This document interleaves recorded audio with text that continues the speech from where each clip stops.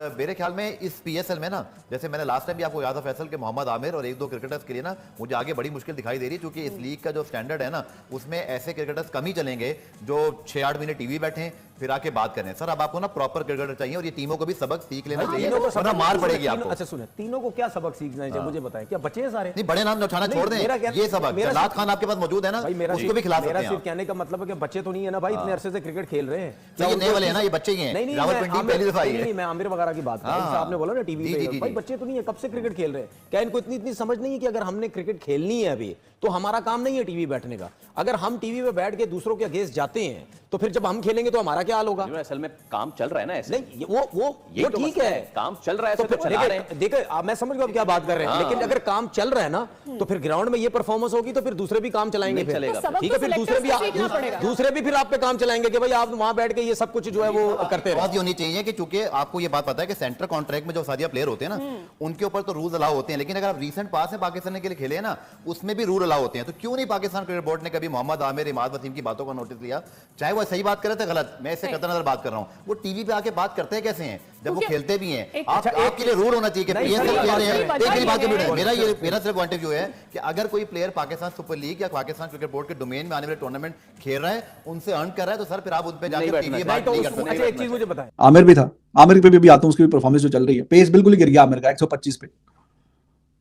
तो ये जो आगे हैं अपने खेल गए करियर और जो प्रोफेशनल हैं जो इतने अरसे से खेल रहे हैं अभी भी खेल रहे हैं, उनके लिए कौन सा सिस्टम है कि जी डोमेस्टिक का सिस्टम खराब है, स्ट्रक्चर खराब है? वो तो इंटरनेशनल लेवल पे आगे, वो तो लाइमलाइट में आगे, वो तो जो टॉप नॉच फैसिलिटीज हैं वो तो उनको मिल रही हैं, चाहे कोचिंग की हो या बाकी फैसिलिटीज हो, तो वो क्यों नहीं इंप्रूव करते? This is the question, this is valid question.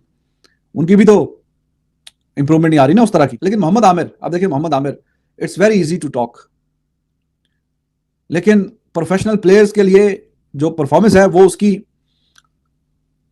Ground में आए तो अच्छा लगता है। तो टीवी में बैठ के वर्ल्ड कप में तो बड़े तज्जिए हो गए, बड़ी बातें हो गई। वो अहमद शहजाद, उसका भी मीडियोकर किस्म का करियर, टीवी में बैठ के ठीक है जरा इमोशनल हो जाता है, कभी रोता है, मेरे साथ जुल्म हो गया, जाती हो गई, लेकिन परफॉर्मेंस अगर उस तरह की नहीं है तो कोई नहीं रखेगा। और आमिर की जिस तरह की परफॉर्मेंस चल रही है इसके भी दिन थोड़ी है भाई। पेस अगर आप देखें, हाँ एक ओवर में 3-3 तो स्लो बॉल मारता है, क्यों? क्योंकि पेस ही नहीं है।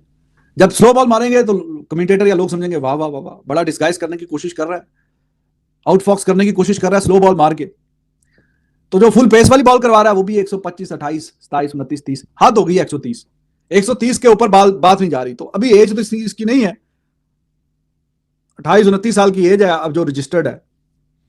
इतना पेस गिर गया है और इफेक्टिवनेस भी नहीं है मोहम्मद आमिर की।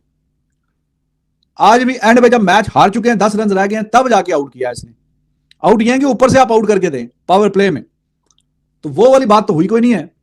और आज भी ओवरऑल जो कितने ओवर किए हैं, 4 ओवरों में भाई साहब ने दे दिए 38, 9.5। तो इतने रन से आप रन दें तो आपका ये मैच नहीं बचना था। हाँ ठीक है 190 बनते हैं स्ट्राइक रेट से, लेकिन मेन बॉलर अगर उसी स्ट्राइक रेट से रन खा रहा है एवरेज से, जिस तरह से मैच आप हार जाएंगे तो फिर कैसे बात बनेगी?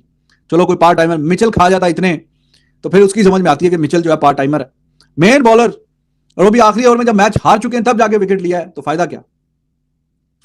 तो मोहम्मद आमिर साहब टीवी पे बैठे हैं जी, प्रेडिक्शन दे रहे हैं, ज्योतिषी बने हुए हैं, ये टीम हारेगी, वो जीतेगी, ये होगा, वो भी खैर बाद में काफी ज्यादा गलत हो रहा था, क्योंकि हर मैच में बोलता था इंडिया ये वाला मैच हार जाएगा, इंडिया ये मैच हार जाएगा, ये वाला हार जाएगा, सेमीफाइनल में नहीं जाएगा, फाइनल में नहीं जाएगा, फाइनल में गया तो फाइनल में हार जाएगा।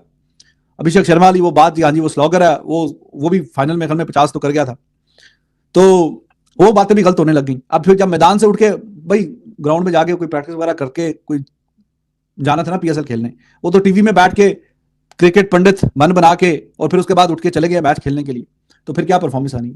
फिर यही परफॉर्मेंस आनी है कि जो आई है, टीवी में बैठ के तज्जिए करते हुए जाके फिर पीएसएल खेलने के लिए चले गए हैं। पिछले मैच में भी कुट लगी है, 4 ओवर में 49, 49, तो यही हालत थी। आज भी ऊपर से कोई 2 आउट करता, चलो ठीक है 30-35 रन देता, आउट करता, रन भी 38 है, आउट भी आखिरी विकेट में, तब तक मैच वैसे ही चला था।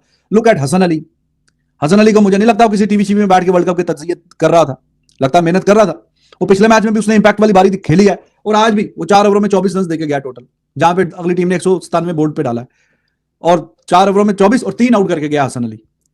3 आउट हसन अली के, 4 ओवरों में 24 रन। तो ये बात है ना। तो आमिर जी सिर्फ बातों में ही है और अच्छे खासे करोड़ों रुपए देके इसको खरीदा।